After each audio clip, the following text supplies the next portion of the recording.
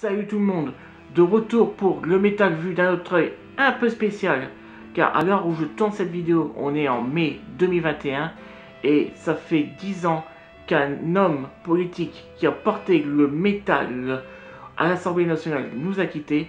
Je veux parler évidemment de Patrick Roy. Je ne vais pas retracer toute sa carrière politique, mais juste les faits qui nous intéressent. Patrick Roy est né à Denain dans le Nord le 30 août 1957. Il trouva son amour pour le rock metal et aussi de la guitare durant un concert du groupe Ange dans les années 1970. C'était mon animateur de centre aéré et le souvenir que j'ai, c'est surtout sa guitare. Cette anecdote vient de Anise Dufour-Tonini, actuelle maire de Denain. Elle a suicidé à Patrick Roy après sa mort. L'homme à la veste et à la cravate rouge sera élu député en 2002 dans la 19e circonscription du Nord et maire de Denain, sa ville natale, en 2008. En 2009, l'Assemblée débattait sur la loi Adopi, une loi contre le piratage informatique.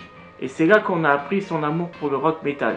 Il était contre cette loi car pour lui, Internet a permis à faire découvrir des groupes de métal. Donc je vais vous laisser ce passage à l'intervention à l'Assemblée où il intervient avec, comme il le fera très souvent, avec le magazine Rock Hard. Je suis monté à la tribune avec un magazine que j'imagine vous lisez très régulièrement, que je vous montre, Rock Hard, qui traite de groupes tout à fait intéressants. Et dans ce magazine, quand j'avais l'âge de mon fils d'aujourd'hui, j'avais des magazines similaires. Et je me limitais souvent, parce qu'il fallait acheter un vinyle et pas plusieurs, bien aux grosses pointures, ceux dont j'étais sûr de pouvoir apprécier l'album. Et aujourd'hui, le comportement de mon fils et de l'ensemble d'ailleurs de ses camarades de lycée, c'est qu'on lit d'abord le magazine et après sur Internet, on peut aller découvrir tous les groupes qui sont cités, ce qui fait qu'il y a aujourd'hui une palette, une diversité de groupes qui n'auraient pas d'existence musicale si nous n'avions pas aujourd'hui Internet. S'il y a maintenant, je veux dire, un taux de proposition extrêmement important, c'est bien grâce à Internet. Et donc aujourd'hui, mon fils écoute Gojira, Trust ou Metallica, grosse pointure, mais il écoute aussi Démiance, il écoute Satyricon, ou il écoute encore Mastodon, des groupes que j'imagine vous connaissez parfaitement, Madame la Ministre. J'ai rigolé pour ma part sur ce passage. Ah, les politicards, qu'est-ce qu'ils se prennent? Et encore, j'ai pas la vidéo en entière, je l'aurais bien mis en description. Pour ma part, il a eu raison de dire cela, car c'est vrai, Internet, ça permet de connaître le métal. Là, il a été visionnaire parce qu'on est en 2009. Et en 2009, les réseaux sociaux qu'on connaît maintenant, c'était pas encore ce que c'était. Première instance, la loi a été rejetée, le député en est très fier. Je vous laisse voir les images. Mes chers collègues, nous sommes ici pour discuter d'un texte qui, à l'évidence, est un mauvais texte. Si, demandez à gauche, ils vous le diront. Qui est un mauvais texte politique, il a d'ailleurs été rejeté. C'est bien la première fois depuis 2002 qu'un texte de la majorité est rejeté, dans des conditions tout à fait démocratiques. Le mois dernier, je vous ai présenté un magazine qui traite de musique métal, le magazine Rock Hard. J'ai le nouveau numéro sous les yeux. Vous l'avez lu, j'imagine, avec Iron Maiden en couverture. Eh bien, pour vous dire que cette musique métal, elle existe aujourd'hui essentiellement grâce à Internet. Elle n'existe pas grâce à vous. Parce que vous faites tout ce que vous pouvez pour ne pas les aider, alors qu'aujourd'hui, ces musiciens sont parmi les plus créatifs de la sphère musicale en France et dans le monde. Vous ne les aidez pas pour trouver des concerts, vous ne les aidez pas pour trouver des salles de répétition. J'aimerais d'ailleurs un jour que vous m'en parliez.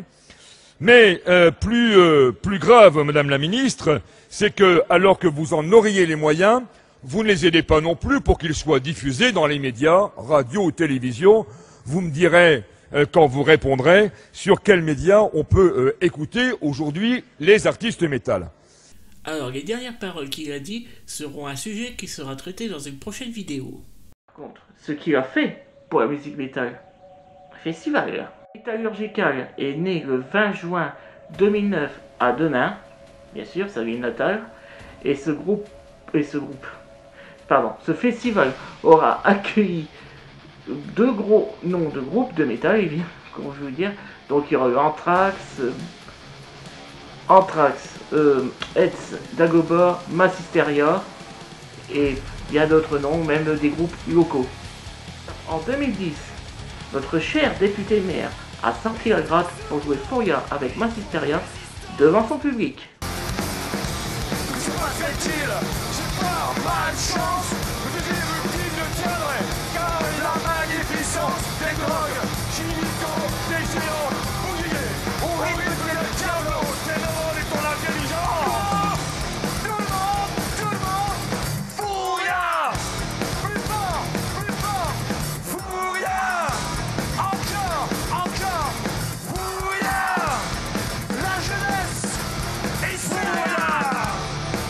En 2015, la municipalité qui doit faire face à la baisse des dotations par l'État doit mettre un trait sur le festival. Nous sommes en 2010. Un festival est pris pour cible. Il s'agit bien sûr du Hellfest. On commence par la demande de Chrissy Boutin à Marc Cronenbourg de retirer son sponsor, car pour elle, ce festival représente le culture de la mort. Allez. Celui-ci n'en fait rien du tout, mais Madame Boutin sera rejoint par Philippe de Villiers, des associations catholiques et d'autres groupes politiques royalistes et d'extrême droite. Oh oh, alerte au gogol! Alerte au gogol, les enfants! Le cher député va donc interpeller Monsieur Frédéric Mitterrand, ministre de la Culture à l'époque, afin que le métal soit reconnu dans la diversité culturelle. Monsieur le ministre, aujourd'hui encore dans la France des Lumières, je vous en prie, la diversité culturelle et notamment musicale est étouffée. J'en veux pour preuve, à titre d'exemple, l'indifférence coupable, le mépris parfois qui entoure le rock metal. Led Zeppelin hier, aujourd'hui Metallica, Opeth, Epica, Adagio, Mass Hysteria, Gojira sont des groupes délicieux que je vous recommande d'écouter. Tous ces musiciens, vous pourrez les voir dans les prochains festivals métal, comme le Hellfest ou les Métallurgicales. Mes chers collègues, je vous en prie. Mais surtout en juin prochain, pour Hellfest, le plus grand festival du rock metal en France. Le mensuel culturel Rock Hard a consacré un numéro spécial en 2009 sur le Hellfest, je vous l'apporterai. Ce journal tranchera avec les propos d'un autre temps profondément blessant, violent et diffamatoire, tenu par Philippe de Villiers, d'abord, au cours d'un meeting dans la belle ville de Nantes. Christine Boutin, ensuite, dans un courrier dicté par le diable, adressé à une grande marque de bière, sponsor du Hellfest. Alors, monsieur le ministre, j'attends votre réaction sur ces propos qui rappellent les heures sombres de l'histoire européenne. Et si vous êtes pour la diversité culturelle, êtes-vous prêt à associer l'ensemble des musiques, comme le rock metal, dans vos financements ministériels? La parole. Il y aura lui-même à l'édition 2010 du Hellfest. Je vous mets un extrait d'une interview qu'a donné à Metal Chic Voisine, dont je vous mets l'intégralité dans la description. Qu'est-ce que vous êtes venu voir au Hellfest? Qu'est-ce que vous faites? Alors, je suis venu au Hellfest parce que, d'abord la première raison, c'est que je suis un vrai amateur de rock, un vrai amateur de métal. Ça n'est pas des choses que je peux écouter en plus, c'est ma musique. Hein, c'est la musique, donc je viens d'abord prendre du plaisir dans ce qui est le plus grand festival de métal en France, qui est d'ailleurs le seul festival de niveau européen mondial, et qu'on doit évidemment garder avec soin.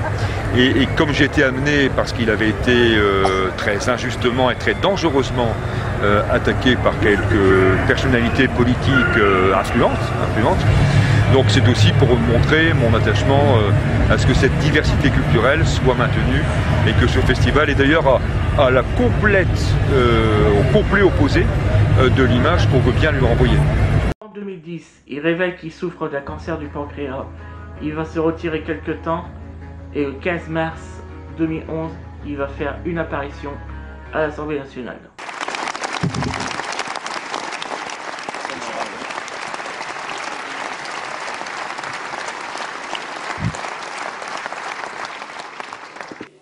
Je viens de traverser, je traverse une période difficile de ma vie d'homme. Dans ce combat contre la mort, j'ai été bouleversé par le soutien de mes collègues de gauche et du groupe socialiste, exemplaires autour du président Jean-Marc Ayrault, de Martine Aubry. Ces soutiens tellement humains m'ont permis de garder toujours un moral de vainqueur. La vie est tellement belle, ces victimes, aimez-la, aimez-les, aimons-les, entourez-les, entourons-les. Le cœur accomplit des miracles. Dès demain, je redeviens un opposant farouche. Mais je vais vous le redire, je vous aime toutes et tous, la vie est belle. Merci. Malheureusement, il nous quittera le 2011 à 53 ans. Il recevra beaucoup d'hommages de toute la classe politique confondue, du président de la République à l'époque, Nicolas Sarkozy. Le jour de ses obsèques, de nombreuses personnalités politiques ainsi que le groupe Massisteria sont présents pour lui dire adieu.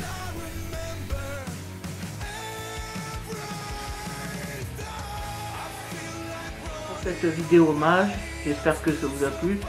Alors 10 ans après, on peut dire que l'évolution, il n'y en a pas eu vraiment beaucoup, pour ma part, mais avec l'évolution des réseaux sociaux et aussi la venue des sites spécialisés, donc maintenant c'est vraiment un tremplin pour un groupe de se faire connaître grâce à internet. N'oubliez pas de partager cette vidéo, de vous abonner, et pour finir, je vais conclure avec la vidéo avec un extrait du feu d'artifice qui a été tiré en son honneur lors de l'édition Hellfest 2011. Merci Patrick. Bon, tu n'es plus là parmi nous, mais nous, on reprend le combat.